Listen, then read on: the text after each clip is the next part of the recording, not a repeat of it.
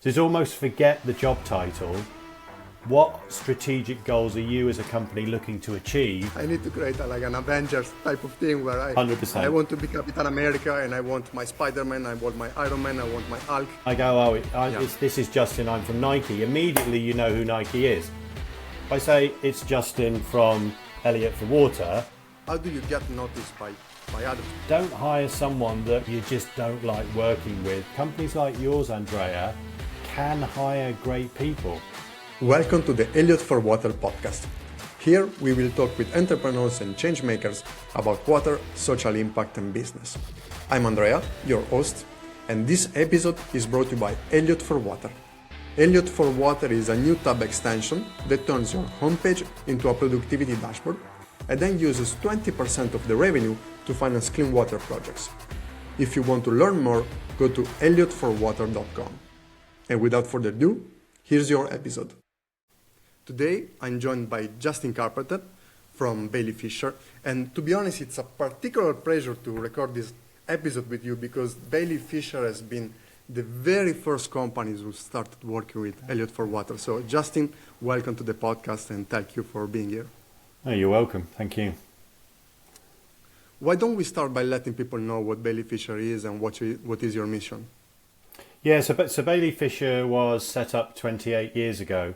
We're essentially an executive search firm, so we help early stage startups like yours, Andrea, understand what capability to hire in and what the options are in terms of providing that capability and then hiring people. So typically we hire chair people, NED, CEO, CFO, chief commercial officers, but it's typically those at board level.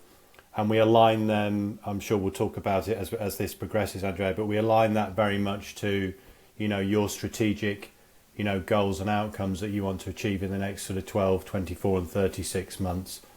So essentially exec search primarily focused on early stage ventures. Great. And which means that, for example, when I'm working on my company, besides revenue, the first thing that I think about is hiring someone who is the next person that I want to hire, which brings the question, when someone is not working with yourself or even when they start working with yourself, what are the biggest hiring mistakes that you see in companies that are scaling up? Yeah, it's a very good question. I look at hiring in three main areas. The primary thing is to hire in capability that you don't currently have within the organization that directly links to your strategic goals. It's as simple as that. So what you will have strengths, Andrea, that apply to your business and that can achieve the outcomes. But it could be that the typical goals that we see as we want to develop a full go-to-market strategy, increase sales, raise investment, etc. And what we're trying to do is really address that need through the hiring of a person that can demonstrate they have the capability to achieve those outcomes. So the first thing is a misalignment in hiring somebody that has the capability and history or potential, to be honest with you, to achieve specifically those outcomes. So it's almost forget the job title. What strategic goals are you as a company looking to achieve? That's what essentially we're hiring. And we prioritize those outcomes so that we're addressing the number one, number two, number three outcomes that you want to achieve. That's the capability we're hiring in. So we often see a misalignment in people that aren't capable of, driving the commercial success of the company, to use that example. The other area is what I call the sort of situation, environment or context. And what I mean by that is we might find a very, very strong commercial person, but we do need to make sure that it aligns to the situation that they will be in at your company. And what I mean by that is if you are the founding member and you are the only person in the company, then we do need to make sure that the person that aligns to the strategic outcomes is also able and ideally proven to work in an organization that only has one person. So in other words, they're hiring to deliver commercial aspects, but there's no support function around them. They've got to be able to work in that situation and environment. And if we kind of expand that on the commercial part, it's all about stage of company, what is the industry sector, how important is it to have knowledge of that sector? If it's a commercial role, what does your ideal customer look like? And again, has this person sold commercially to that subsection of companies? Because there is a huge difference between direct sales to huge enterprise organizations, to government tender sales, to channel sales, to sales in America, to sales through the NHS, medical system. You can't just hire someone who's great commercially. They need to understand the sales process. So that's what I mean by context and situation. That often fails. And then the final one is what I call sort of cultures and behavior. In other words, you want someone who can deliver the strategic outcomes, can do it with you as employee number 2, but also that you can get on, that when there's challenge, that you both behave in a way that you can make the challenge, discuss it rationally, and come out with a good outcome. Now, what I often see misalignment's probably the best phrase, across at least 2 of those things, in some instances all 3. So that's where the hiring mistakes are. And it's easily done, Andrea, because you get on with someone, you might have been recommended to them. The moment you start saying them, I went just 2 strikes out of 3 of the things that I will do naturally to start hiring someone, which was just, if I need to get sales, it's just sales. And in my head, we go, who are our target? Yeah, SMEs, but also schools, but also NHS, but also that was one. And also it made me realize that I might have a goal, but maybe I'm thinking about the wrong person. Or the Possibly. Wrong. It is quite complicated, particularly when you get into that ideal, customer profile. Because it could be for you and many companies that I work with, that there are many markets that you could look at.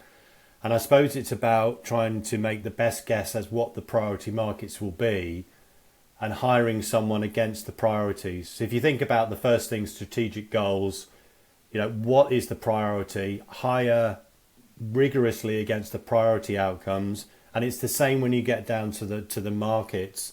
It's what's the priority? Because there's such a huge difference between selling to the NHS or equivalent, globally, compared to directly to an SME. It's just wildly different. So and sometimes you've got to make a best guess, Andrea, right? Yeah. What do you think Isn't it everything a best guess when you're just starting? Investment, valuations, forecasts, that's always a best guess game when you're at this stage, I guess.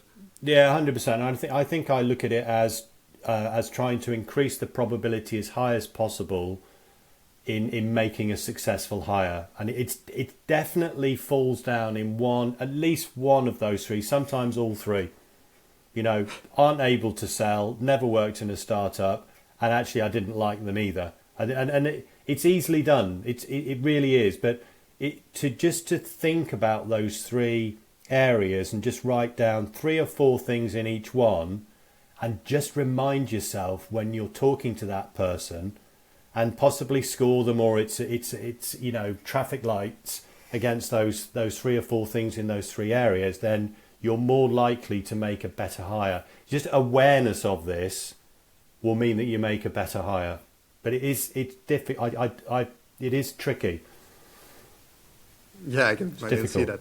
And you just touched base on the hiring, of the process that people go through when they work with you. But let's make a little game. Let's go a little bit more specific. Let's say that I need to hire someone. Yeah. Let's leave out the technical side for one moment, because that is covered, and what you're gonna need help with.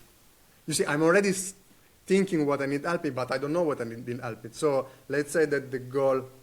Let's say I come to you and I say I need to hire someone. So how does the process look? What are the questions that I need to give you? Yeah. I will literally be working through those 3 areas. So, I mean, the primary thing for me is the question I would ask you. The first one is, Andrea, if I sat down with you in 12 months after this person has started, and I asked you, was this an exceptional hire? And you said, Justin, it was exceptional.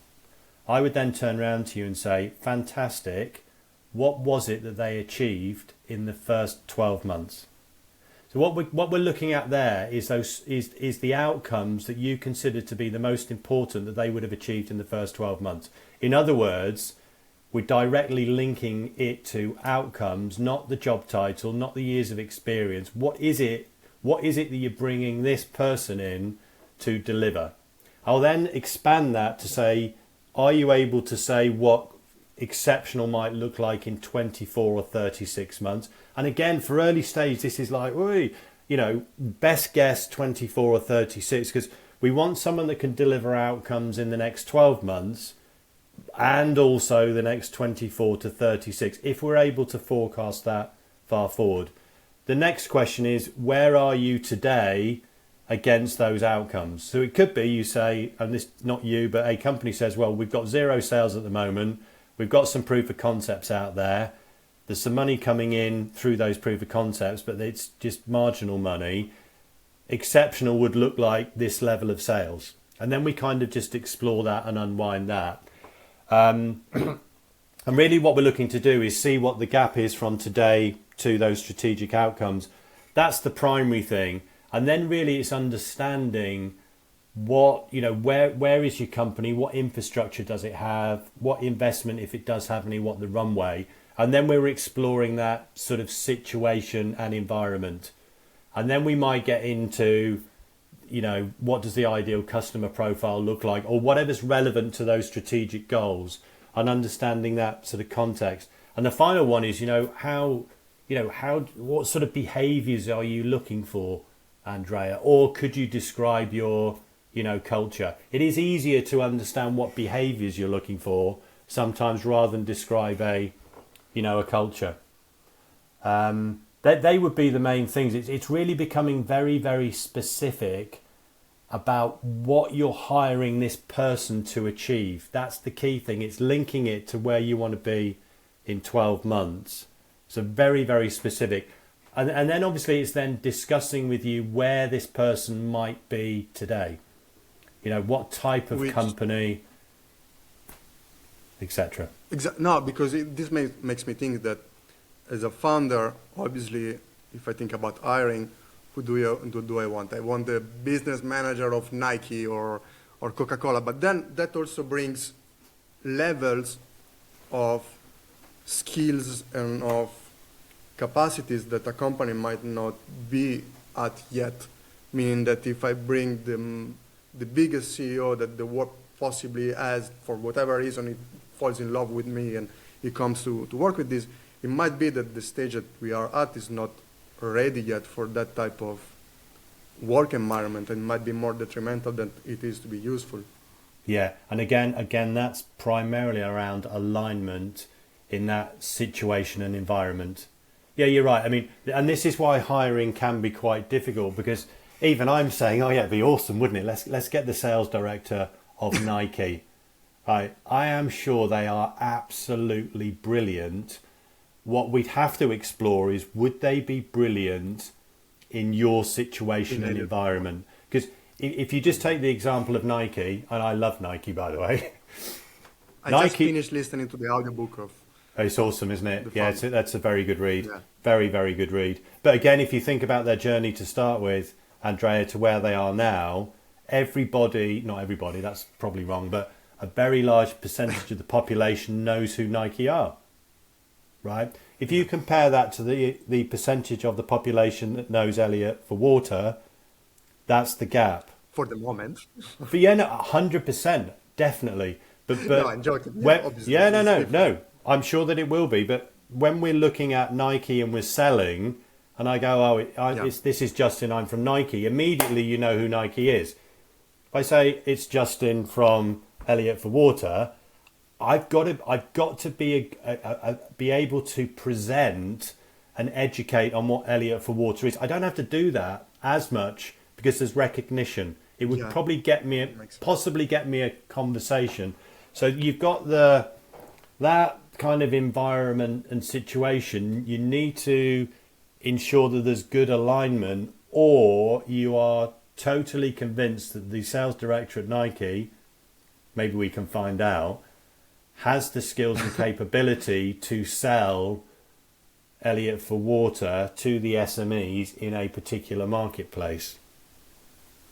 Yeah, it's difficult. Which means that what we need now is someone who likes to grind, someone who likes to get his hands dirty and start from zero and 100%, come with us in the journey. Yeah, because if you think about Nike and other big companies, you know, they'll have marketing departments, they'll have inside sales, they'll have enormous, you know, big, you know, billboards, advertising. So again, if you think about, you know, Elliot for water, you will have, but at the moment you don't have those big billboards, do you?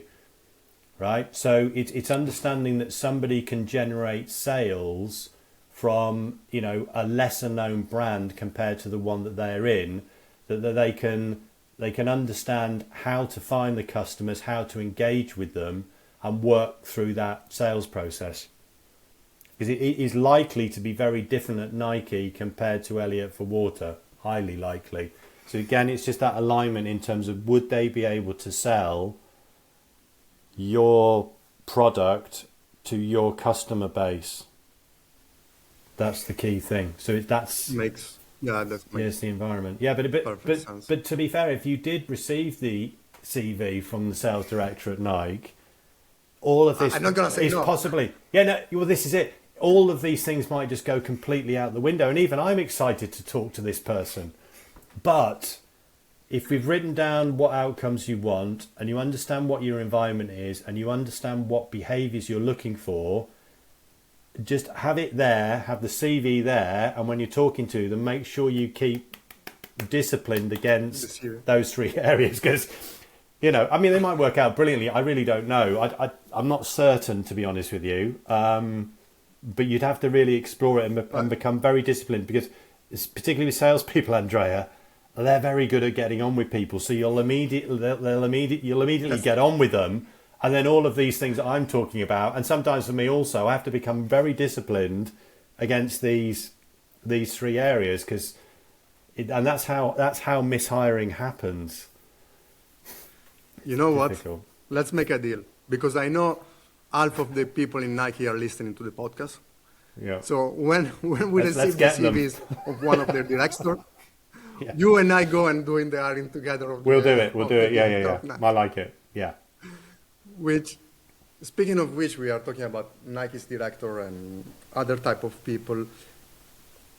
I don't even know how many managers and leaders you have talked to during the years of experience. I guess hundreds. Do they seem to have something in common in terms of either personality or mentality when we are talking about the most successful one? Even if they are different businesses or different fields, I'm guessing some of the aspects might be similar. Yeah. So it's a good question. I mean, there's lots of traits that I believe are common in these high performers. Actually, a phrase that I had a conversation with someone on Monday, and we were talking about sort of cultures and behaviour in some sense, and really what he has developed a team of people that are absolutely obsessed by the problem that they're trying to solve, right? So I think the obsession sometimes might sound negative, but it's that laser focus on the problem, and I suppose the grit, determination and resilience in order to get to a solution. That's definitely one of them. I also think that self-awareness is a huge thing. Knowing when you don't know stuff, and that you need to, you know, I suppose, you know when you've kind of, you know, reached the limits of your capability. And that kind of flows into, you know, great leaders are able to extract, pull out, and then listen to all the different ideas and input from team members and just people generally. And what I mean Can by I that stop is, you there for one yeah, second? yeah, Because that's very key. Elliot for Water right now is quite new, but a few years ago I started another Elliot for Water. This is the second time that we do it, and the first time was a search engine, just like Google, and the system was similar with the part of revenue goes to the water project. And the very first time that I started it, I was very young, much younger than I am now, and my ad was just the opposite of what I just said. It was, I'm a genius. This thing is going to work. I know everything that I need to know.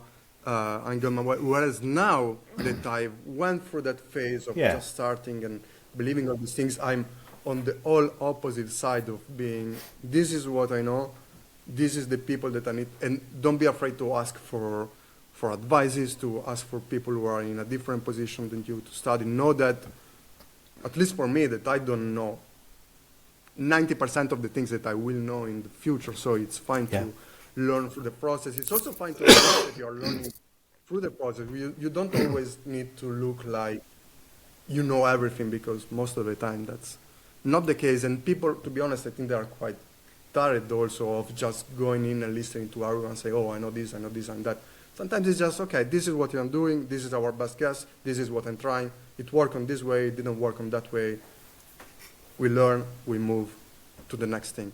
So that was just something, I apologize for stopping, but I guess it was important to share, because if there are people who are just starting in that similar journey, that is going to save them a lot of time and a lot of issues probably. So go on what you were saying. Yeah, no, I totally agree. And I think the ability to be open to new ideas and concepts, even in your, even in your strongest area of competence, is a huge skill. Is just be open to different ideas, different concepts, and different perspectives. Particularly when you're hiring a diverse team, you want diverse teams, and you want that range of viewpoint. But as a leader, you need to be open. You need to encourage it and be open to it. And also, you mentioned something there, is that not always, but you typically find that the high performers are ferocious learners. They're constantly educating themselves. But they often understand, where they want to get to, but they're self-aware enough to know what the gap is, and they're trying to narrow that gap. Now, that gap might be through education. It might be hiring someone in to fill that gap. It could be many of these things, but they are aware enough to know, to some degree, what they don't know, but also they're very, very aware that they don't know what they don't know. Which is they're probably the main, key. Absolutely key, and we've all got we've all got our areas of strength. You are not going to be an expert in everything in Elliot for Water across all the different disciplines that exist today and that will exist in the future.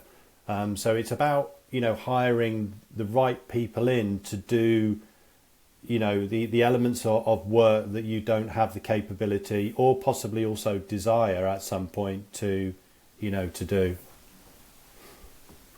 And it's funny that you mention the diversity of the team, because probably you see behind me there's like a Spider-Man Funko Pop. And when I was thinking about the long term of the team at Elliot for Water, my idea was I need to create an Avengers type of thing where I 100%. I want to be Captain America, and I want my Spider-Man, I want my Iron Man, I want my Hulk, where everyone has a different strengths, and then you assemble the team together and you just push them in their strengths, and you just put them in the position to work as best as they can within their realm. 100%, and it's a good analogy. I mean, Captain America now is the sales director at Nike, obviously. But, Easy. Yeah. Yeah. Sorry, but no, you're quite right, and it's also that those group of individuals come together that are totally bought into the vision that you have, for Elliot for Water, and that you're all driving towards that that common purpose, which is that kind of final thing around sort of culture, and behavior. But yeah, essentially, you're right. You want superheroes in each of these disciplines to achieve the strategic goals and outcomes that you want and others want for their company. And my next question kind of links to this in a way of being a superhero, because obviously you are a headhunter to the basics and you go and look for these people around the world, and I assume you have your network, but also looking outside of your network to find the best people. Yeah. So this question works for both people who want to get hired or change, or also people who have their own companies that want to get noticed by more opportunities. So how do you get noticed by others, by yourself in this case, and in my case it will be by possible investors or partners, or there must be something that catches your eye, and what's the process of looking for those people? And yeah, I think there's probably two answers to this. One is, what do I look for? This might sound a bit strange to start with, but if I was recruiting for you, Andrea, and let's say we were looking for this sales director, just to use that example, one of the questions that I mentioned before in terms of that sort of context and situation is, where might we find this person at the moment? And I don't know what you might say, but you might say, well, they're probably working at a tech company selling some kind of SaaS product, and it's likely to be this type of product.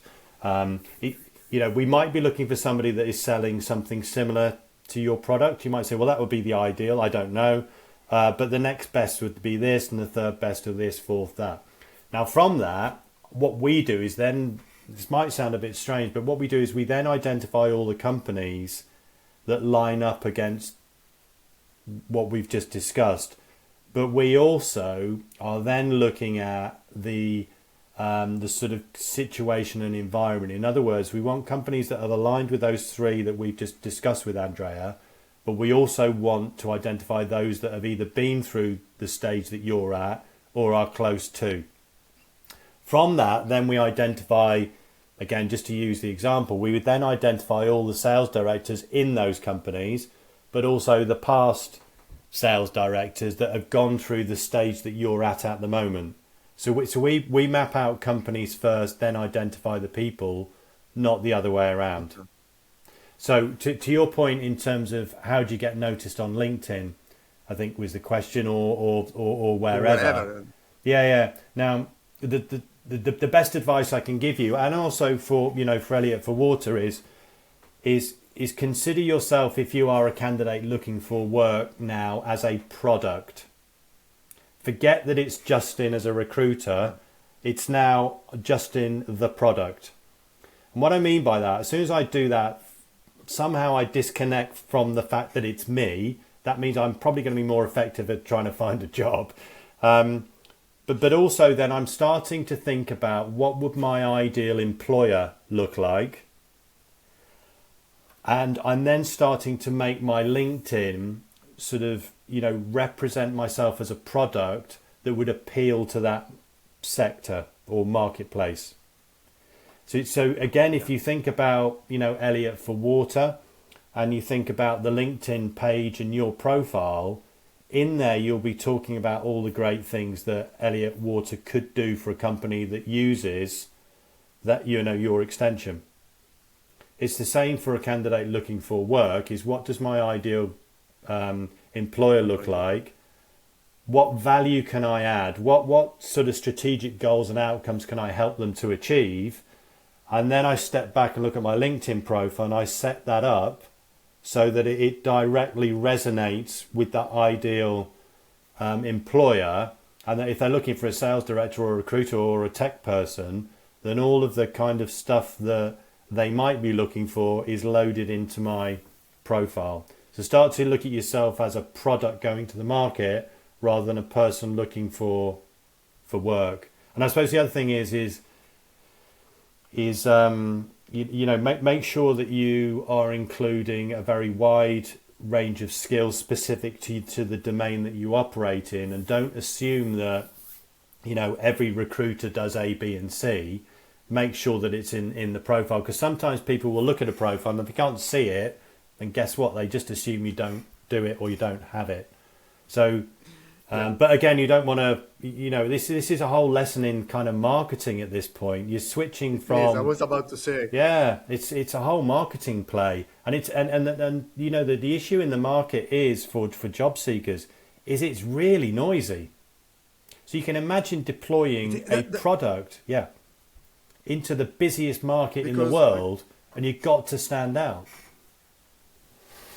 And I think there's an even more subtle difference because, especially on LinkedIn, let's be honest, when you go on LinkedIn right now, everyone is an expert in everything, and they go and buy an orange juice, and then they write a article on LinkedIn saying why they choose that orange juice at 50 cents less and the lesson that they learned during the queue at Starbucks and blah, blah, blah, which is overcrowded. So I think there's a very subtle difference between showing what you can do and market yourself as a product, like you just said, and over presenting yourself or overdoing these kind of things, because at some point it gets annoying for people, and they all read the same things from person A, B, or C. So there must be a more, I believe, at least for me, that would be a more personal approach. So now that I'm starting to write more on LinkedIn, for example, I'm just writing about my personal experience and what I think and what I'm seeing, rather than almost as if I'm writing a notes to myself, rather than teaching someone something which I'm not in a position to do. So it's I still don't know how to define it, but it's very subtle, that difference. Yeah, I'm not an expert on LinkedIn content, Andrea, at all. But I agree with you also. I think that I suppose in my head I'm thinking about if I'm a sales director and I want to work for an early stage startup, then I need to demonstrate that I've sold or want to sell within an early stage startup. But there are also going to be common problems that companies experience in their sales areas. And it could be that a couple of just well-written, short, sharp, pieces of content around the typical problems that companies experience or challenges within your domain that you could write about, that if you were looking at them seeing sales director, startup, oh, okay, this sounds good, is selling, web extensions into SMEs, whatever and then you're getting drawn into it. And then you start to read, a short article on, I don't know, the challenges of selling to SMEs. Then you're even more drawn in. But I agree with you that I think I'm not an expert on LinkedIn content. I think stick to what you know. One is. Yeah. Well, so there is definitely, but I'm not. But I'm just again, if it was your website, what would you be putting on that to? Yeah. So for you, you've got the web extension, which is the user experience that I have when I use it, and also you've got the very positive outcome, which is all to do with with water as well. So I think of yourself as a product, and what does the ideal employer look like? Yep. What capability am I delivering? How do I do it? And just some articles on there, not, all the time, some articles that might resonate with an employer. That might be a good start. But again, I'm not the expert on LinkedIn, but I think stuff that resonates is what you need to be writing about. And you mentioned a couple of times now the word cultural fit. And for example, as we said, at Elliot, we are coming from a social entrepreneurship background because that's our mission. We want to give people access to water. So how important is the cultural fit and the personality fit even when you are hiring? It's huge, Andrea, because you need to be very disciplined across all three areas that we've discussed, and culture and behavior. You need to work with people that are aligned that you enjoy working with, at the same time that they are able to challenge you and you them, and you can do it in a way that aligns with both of you. And you have to challenge. You will need to challenge. You will bring people in, Andrea, that will want to make change, because that's kind of why you're bringing them in, right? Yeah. So you want to identify people that are able to put change on the table and discuss it with you in a way that works for you. Yeah, so if I came in and went, Andrea, what you're doing is absolute, it's rubbish. This is how we need to do it, and this is what we're going to do. That's probably not, through the conversations I've had with you, the way that would necessarily go down particularly well. So that alignment and belief in the vision of Elliot for Water, or whichever company, is critical. Don't hire someone that can achieve the strategic goals and have done it in the same environment, but that you just don't like working with, that are, you know, draining your energy and disrupting the rest of the team. Don't do it. Don't do it, because it's as harmful as hiring in skills that well, actually, you know, not hiring in the right skills is equally harmful. And there's tons of people that have similar skill sets. So at this point, it's better to go with the one that you gets must, the vision the most and gets along with the the team. Yeah, 100%, Andrea. It's critical. Now I have a sort of a personal question, because, like we said initially, you guys were the very first company to start working with Elliot, and right now we have this pilot program for companies where companies start using our extensions for free, and then we showcase them in our dashboard, and we showcase them with interviews and things like that. But when you and I talked the first time, the pilot program didn't even exist. We just had an MVP, we had a chat, and we start talking, and you immediately started using the thing. So my question is, why did you decide to join Elliot for Water? What was the reasoning behind it, the support from such a beginning stage? Yeah, well, there's a few things, but honestly, the primary thing was you, Andrea. I really enjoyed. Thank you very much. No. I really enjoyed talking to you, and I could see that you were very passionate about what you were doing, and that was the first thing. The second thing is I liked the browser. I liked that it was different, and that it just felt nicer than, you know, some of the major search engine landing pages that you might go on, and I liked it. And there were a couple of nifty, you know, things, you know, options in there, like the to-do list, etc.